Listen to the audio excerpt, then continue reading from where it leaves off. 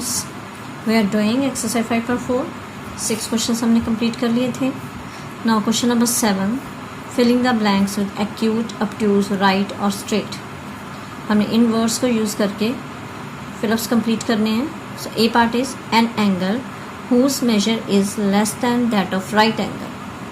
कोई भी एंगल जिसकी मेजरमेंट राइट एंगल मतलब 90 डिग्री से कम है तो उसे कौन सा एंगल हम बोलते हैं? That angle is acute angle. Is acute, sorry angle word नहीं यूज करेंगे हम यहाँ पे. Is acute.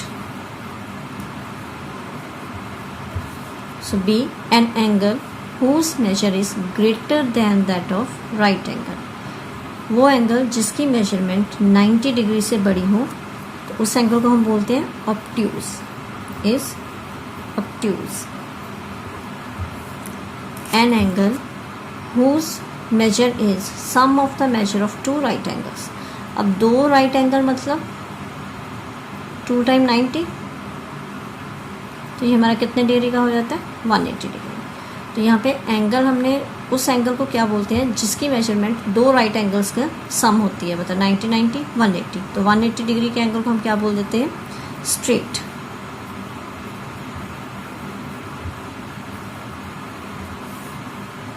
When the sum of measure of two angles is that of a right angle, then each one of them is. अगर दो angles equal हैं और उनका सम 90 बन रहा है, मतलब ऐसे दो एंगल्स जिनका सम 90 और दोनों इक्वल हैं, देन ईच वन ऑफ, तो कितने कितने डिग्री के होंगे? That will B 45 45. मतलब अगर दोनों एंगल्स इक्वल हैं और दोनों का सम 90 बन रहा है, then each of them is 45 degree. तो उनमें से दोनों कितने कितने डिग्री के होंगे? 45 45 के.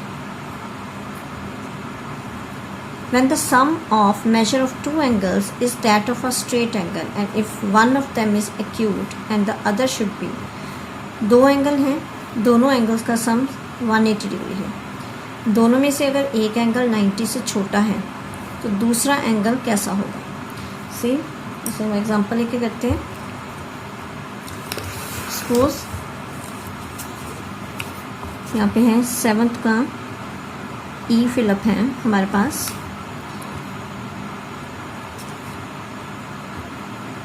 दो एंगल्स हैं, उनका सम स्ट्रेट एंगल है, मतलब दो एंगल्स हैं हमारे पास और दोनों में से एक एक्यूट है. मैं एक एंगल ले रही हूँ 60 और इसके साथ एक दूसरा एंगल है यहाँ पे और दोनों का सम बन रहा है 180 डिग्री. तो ये एंगल पूछा गया कैसा होगा? एक्यूट होगा या ऑब्ट्यूज होगा? ऑब्वियसली अगर एक एंगल 60 है, दो एंगल्स हैं, दोनों एंगल्स का सम 60 है, एक एंगल उसमें से 60 है, तो दूसरा हम कैसे फाइंड कर सकते हैं? 180 में से जो एक पार्ट गिवन है उसे माइनस करके. तो अगर मैं 180 में से 60 माइनस कर दूँ तो मेरा एंगल आएगा 120 डिग्री. मतलब वो ये जो मिसिंग एंगल है वो कितने डिग्री का है? 120. और 120 डिग्री का जो एंगल है वो क्या है? 90 से बिगर. तो that means it is obtuse. एक और एग्जांपल लेके देखते हैं. सपोज मेरे पास एक एंगल है 75 डिग्री और उसमें कोई एंगल प्लस करके दोनों का सम 180 है. मतलब 180 के दो पार्ट्स हुए हैं जिसमें से एक पार्ट 75 है, तो सेकंड पार्ट कितना होगा? तो 180 में से 75 माइनस कर देते हैं, देन 105 डिग्री. और 105 डिग्री क्या है? 90 से बड़ा है. So therefore it is also an obtuse angle. Means कि अगर दो एंगल्स का सम 180 है और दोनों में से एक एंगल एक्यूट है, जैसे यहाँ पे मेरा 60 एक्यूट एंगल था, यहाँ पे 75 एक्यूट है, तो जो सेकंड एंगल दोनों केसेस में आया, यहाँ पे 120 आया, यहाँ पे 105, वो दोनों क्या है? ऑब्ट्यूज. तो दैट मीन्स इस फिलअप में हमारे पास जो आंसर आएगा वो क्या आएगा? When the sum of measure of two angles is that of straight angle and if one of them is acute, अगर दोनों में से एक एंगल acute है तो दूसरा एंगल क्या होगा? That should be obtuse.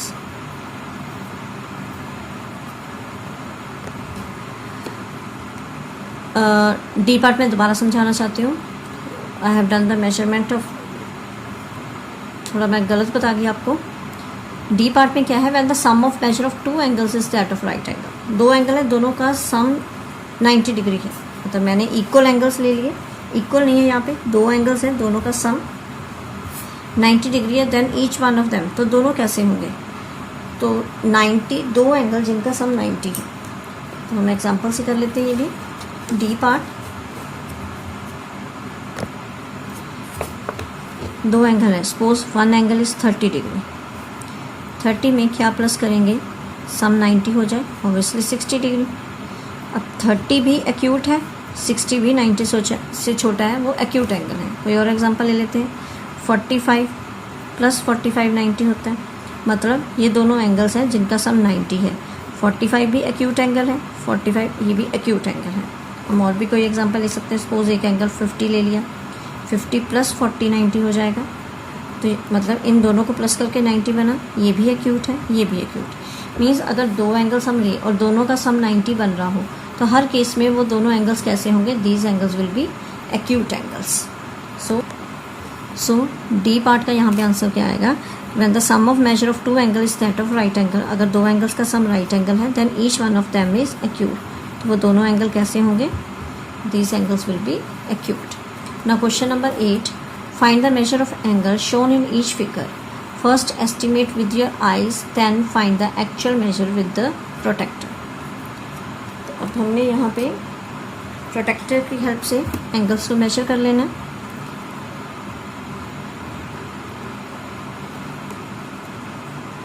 First angle is of about 40 degree,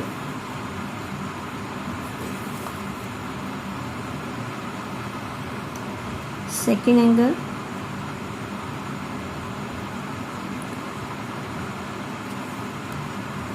130 and third part is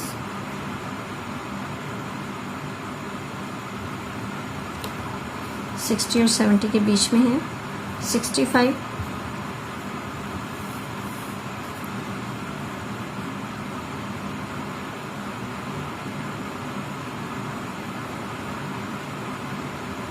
and the last one is ये भी 130 और 140 के बीच approximate 135, so this angle is 135. Find the angle measure between the hands of a clock in each figure. तो हम hands of clock के बारे में बहुत डिटेल में पढ़ चुके हैं, तो यहाँ पे 9 और 12 के बीच ये एंगल कितने डिग्री का है,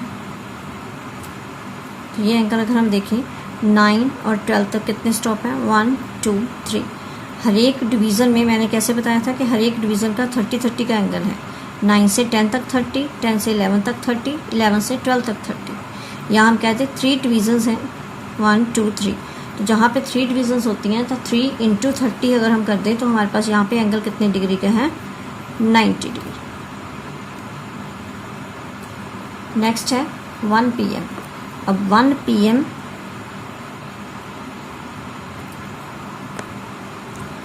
तो 1 PM मतलब 12 के बाद 1 o'clock होगा, तो ये वाला एंगल। अब मेरे पास एक ही डिवीज़न है और हमारी एक सिंगल डिवीज़न का कितने डिग्री का एंगल होता है, this angle is of 30 degree, तो इसका आंसर आ जाएगा 30 डिग्री। Next 6 PM। अब यहाँ पे हमारी 12 से 6 तक एक स्ट्रेट लाइन ही बन रही है, तो स्ट्रेट लाइन का एंगल कितने डिग्री का होता है, that angle is 180 degree. Question number 10. Investigate. In the given figure, the angle measures 30 degree. Look at the same figure through a magnifying glass. इसी फिगर को मैग्नीफाइंग ग्लास से देख रहे हैं। Does the angle become larger? क्या angle बड़ा हो जाएगा? Does the size of the angle change? क्या एंगल का साइज चेंज हो जाएगा?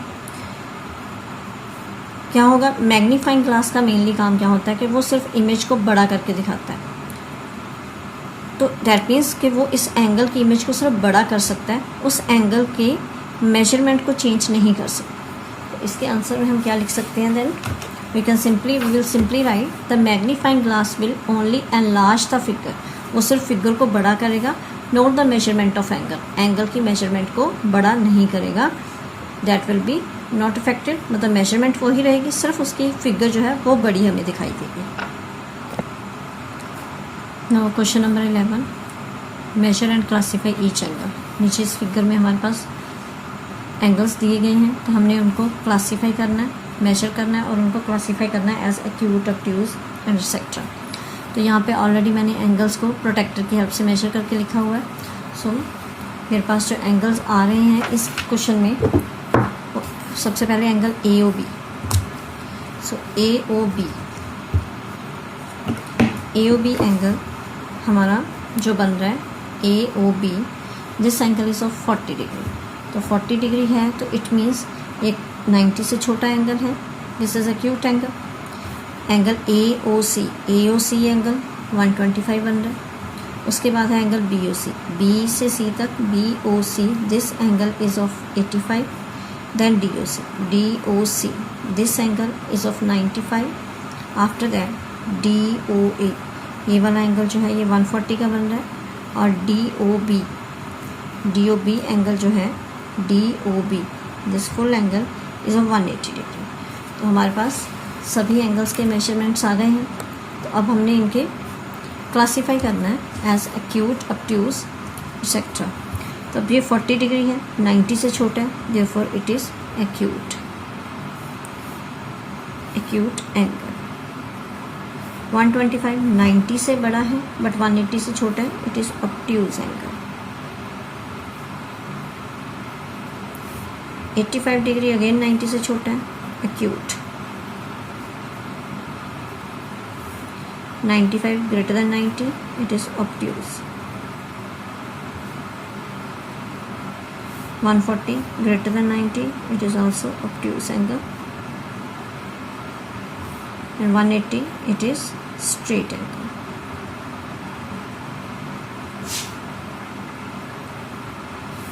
So these are the angles. Okay, now here exercise 4.4 is finished. I hope you understood all the concepts properly. In case of any queries or any doubts, you can ask me in comment box. Thank you and have a nice day.